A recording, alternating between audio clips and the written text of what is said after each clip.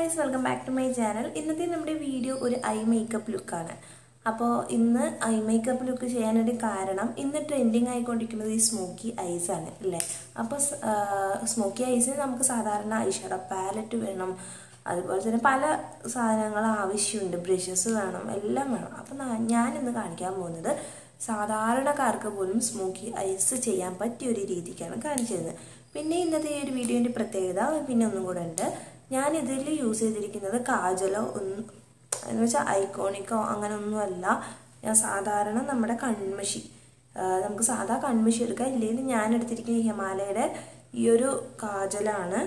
അപ്പോൾ നമുക്ക് ഏത് കൺമഷി വേണമെങ്കിൽ എടുക്കാം. പിന്നീട് ഇതിനാവശ്യമുള്ളത് ഒരു ബഡ്സ് മാത്രമാണ്, വേറെ ഒന്നും ഞാൻ യൂസ് ചെയ്യുന്നില്ല. ഐഷാഡോ പാലറ്റ് ഒന്നും യൂസ് ചെയ്യാതെയാണ് ഇന്നൊരു സ്മോക്കി ലുക്സ് ഐസിനെ ക്രിയേറ്റ് ചെയ്യാൻ പോകുന്നത്. അപ്പോൾ എത്രത്തോളം വർക്ക്ഔട്ട് ആകും എന്നറിയില്ല, നമുക്ക് എന്തായാലും നോക്കാം. ഓക്കെ, അപ്പോൾ ഇതാണ് ഹിമാലയയുടെ കാജൽ ഞാൻ എടുത്തിരിക്കുന്നത്. ഇത് ഞാൻ യൂസ് ചെയ്തിട്ട് ഇപ്പോൾ ആകെ ഇത്ര മാത്രമേ ഉള്ളൂ, ചെറിയ പ്രോഡക്റ്റാണ്. അപ്പോൾ ഇതിന് ഒരു 45 റുപ്പീസാണ് മേടിക്കുമ്പോഴുള്ള റേറ്റ്. അഫോർഡബിൾ റേഞ്ചിൽ കിട്ടാവുന്ന ഒരു നല്ല കാജലാണ്. അപ്പോൾ ഞാൻ ആദ്യം തന്നെ ഐലിഡ്സിൻ്റെ മുകളിലായിട്ട്, ഐലിഡ്സിൻ്റെ എന്ന് പറയുമ്പോൾ നമ്മൾ ആ ഒരു കോർണേഴ്സിലോട്ട് പോകാൻ പാടില്ല, സെൻറ്ററിൽ മാത്രം ഒന്ന് തിക്കായിട്ട് നമ്മളൊന്ന് അപ്ലൈ ചെയ്ത് കൊടുക്കുകയാണ്, കോർണേഴ്സിലോട്ട് പോകാതെ. ഇനി നെക്സ്റ്റ് ഒരു ബഡ്സ് എടുക്കുക, നമ്മൾ ഇയർ ബഡ്സ് എടുക്കുക. സ്പോഞ്ചുള്ള ഇയർ ബഡ്സിൽ നമ്മളിത് നല്ലപോലെ ഒന്ന് സ്മഡ്ജ് ചെയ്ത് കൊടുക്കണം. ആദ്യം ഞാൻ ഇതിൻ്റെ ഔട്ടർ കോർണേഴ്സിൽ ഒന്ന് ആദ്യം സ്മഡ്ജ് ചെയ്യാണ്. അതുപോലെ തന്നെ ഇന്നർ കോർണേഴ്സിന് ഔട്ടർ കോർണേഴ്സിലേക്ക് ഒരു ആർച്ച് ഷേപ്പിലാണ് നമ്മൾ സ്മഡ്ജ് ചെയ്ത് കൊടുക്കുന്നത്.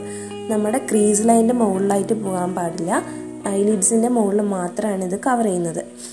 അപ്പോൾ നമ്മളിത് സ്മഡ്ജ് ചെയ്യുന്നത് എങ്ങനെയാണെന്ന് വെച്ചാൽ ഔട്ടർ കോർണേഴ്സിൽ കുറച്ചൊന്ന് തിക്കായിട്ടും ഇന്നർ കോർണേഴ്സിൽ ലൈറ്റായിട്ടും, അതുപോലെ തന്നെ നമ്മുടെ ലാഷ് ലൈൻ ഐലൈനറൊക്കെ എഴുതുന്ന ഭാഗത്ത് കുറച്ചൊന്ന് നല്ല ഡാർക്കായിട്ടാണ് ചെയ്ത് കൊടുക്കുന്നത്. ഇനിയിപ്പോൾ നല്ലപോലെ ക്രീസിൻ്റെ അവിടെ നല്ലപോലെ ഒന്ന് ഒരു ഐഷാഡോ ലുക്ക് കിട്ടാനായിട്ട് നമ്മൾ നല്ലപോലെ സ്മഡ്ജ് ചെയ്ത് കൊടുക്കുകയാണ്. ബ്ലാക്ക് നല്ലപോലെ സ്മഡ്ജ് ചെയ്യുന്ന സമയത്ത് നമുക്കിതുപോലെ ഒരു ട്രാൻസ്പെറൻ്റ് ആയിട്ടുള്ളൊരു കളറിൽ കിട്ടും, ബ്ലാക്ക് ട്രാൻസ്പെറൻ്റ് ആയിട്ടുള്ളൊരു കളറ്. അപ്പോൾ അത് നമുക്കൊരു ഐഷാഡോ ലുക്ക് തോന്നിക്കും. അപ്പോൾ അതിനാണ് ഇങ്ങനെ നല്ലപോലെ മുകളിലോട്ടാക്കിയിട്ടൊന്ന് സ്മഡ്ജ് ചെയ്ത് വെക്കണം. പക്ഷേ ക്രീസിന് മുകളിലായിട്ട് പോകരുത്, ക്രീസിനകത്ത് വേണം നമ്മളിതൊക്കെ ചെയ്യാനായിട്ട്. നെക്സ്റ്റ് നമ്മൾ വിങ്സ് പോലെ ഇട്ട് കൊടുത്തിട്ടുണ്ട്. അപ്പോൾ വിങ്സിൻ്റെ അകത്തായിട്ട് വേണം ഇത് സ്മഡ്ജ് ചെയ്തെടുക്കാനായിട്ട്. നെക്സ്റ്റ് വീണ്ടും കാജലെടുത്തു, എന്നിട്ട് നമ്മൾ വിങ്സ് ഇട്ട് കൊടുത്തില്ല, ആ ഭാഗത്ത് കുറച്ച് കട്ടിയിലും. നെക്സ്റ്റ് നമ്മുടെ ലാഷ് ലൈനിൻ്റെ മുകളിലായിട്ട് ഒരു ലൈനർ പോലെ കുറച്ചൊന്ന് തിക്കിൽ ഞാൻ ഇട്ട് കൊടുത്തിട്ടുണ്ട്. ഇനി ഞാൻ നേരത്തെ പറഞ്ഞ പോലെ നമ്മൾ വിങ്സിൻ്റെ ഭാഗത്ത് കുറച്ചൊന്ന് ഡാർക്കായിരിക്കണം, മുകളിലോട്ട് പോകുന്നവരും ലൈറ്റ് ആയിരിക്കണം. അതുപോലെ തന്നെ നമ്മൾ ഐലൈനറൊക്കെ എഴുതുന്ന ഭാഗത്ത് കുറച്ചൊന്ന് തിക്കായിട്ട് വേണം സ്മഡ്ജ് ചെയ്ത് കൊടുക്കാനായിട്ട്. ഇന്നർ കോർണേഴ്സിൽ ലൈറ്റായിട്ട് വേണം നമ്മൾ ചെയ്ത് കൊടുക്കാനായിട്ട്. ഇത് സ്മഡ്ജ് ചെയ്യുമ്പോൾ ഈസിയാണ്, ഞാൻ പറയുമ്പോൾ നിങ്ങൾക്ക് ബുദ്ധിമുട്ട് വന്നിട്ടുണ്ടെങ്കിലും നമ്മൾ സ്മഡ്ജ് ചെയ്തെടുക്കാൻ എളുപ്പമാണ്. വീണ്ടും കാജൽ ഉപയോഗിച്ചിട്ട് ഞാനൊരു ലൈനർ നമ്മൾ ഇട്ട് കൊടുക്കില്ല, അതുപോലെ ലൈൻ ചെയ്ത് കൊടുത്തിട്ട് അതിനെ സ്മഡ്ജ് ചെയ്യില്ല, ടാപ്പ് ചെയ്യാണ് ചെയ്യുന്നത്. ജസ്റ്റ് ഒന്ന് അങ്ങനെ ഒപ്പി എടുക്കുക. അപ്പോൾ നമുക്ക് ആ ലൈന് കാണാതിരിക്കാൻ വേണ്ടിയിട്ടാണ്. അപ്പോൾ ഇതെന്തിനാണെന്ന് വെച്ചാൽ നമുക്ക് നമ്മൾ ഐലൈനർ എഴുതുന്ന പോലെ കട്ടിക്ക് തോന്നിക്കാനാണ്. നെക്സ്റ്റ് നമ്മൾ വാട്ടർ ലൈൻ ഫില്ല് ചെയ്ത് കൊടുക്കണം. വാട്ടർ ലൈൻ ഫില്ല് ചെയ്യുമ്പോൾ നിങ്ങൾക്ക് വേണമെങ്കിൽ ഫുള്ളായിട്ട് ഫില്ല് ചെയ്യാം, എന്ന് വെച്ചാൽ ടൈറ്റ് ലൈൻ ചെയ്ത് കൊടുക്കുക ഫുള്ളായിട്ട് എന്നുള്ളതാണ്. ഇന്നർ കോർണേഴ്സ് വരെ ടൈറ്റ് ലൈൻ ചെയ്ത് കൊടുക്കുക. എന്നിട്ട് നമ്മൾ ഔട്ടർ കോർണേഴ്സിൽ മാത്രം താഴോട്ടാക്കിയിട്ട് ഒന്ന് എഴുതി കൊടുത്തതിന് ശേഷം നല്ലപോലെ സ്മഡ്ജ് ചെയ്ത് കൊടുക്കുക.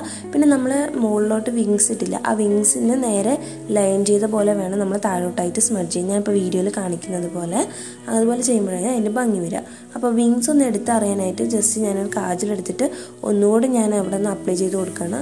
ആ വിങ്സ് നമുക്ക് എടുത്തറിയുമ്പോഴത്തേക്ക് നല്ല ഭംഗിയാവുക, ഒരു പക്ഷിയുടെ ഷേപ്പ് നമുക്ക് കിട്ടുകയാണ് ഈ ഒരു സ്മോക്കി ഐസിലൂടെ. അപ്പോൾ അതിന് വേണ്ടിയിട്ടാണ് ഞാനിങ്ങനെ ഒരു ആർച്ച് പോലെ ഞാൻ ഇട്ട് കൊടുത്തിരിക്കുന്നത്.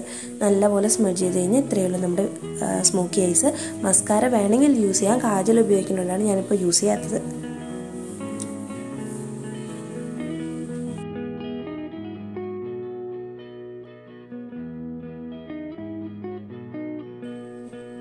ഓക്കെ, അപ്പോൾ നമ്മുടെ ഫൈനൽ റിസൾട്ട് ഇതാണ്. അപ്പോൾ എല്ലാവർക്കും ഇഷ്ടമാകുകയാണെങ്കിൽ തീർച്ചയായിട്ടും വീഡിയോ ലൈക്ക് ചെയ്യാൻ മറക്കരുത്, അതുപോലെ തന്നെ കമൻറ്റ് ചെയ്യാനും മറക്കരുത്.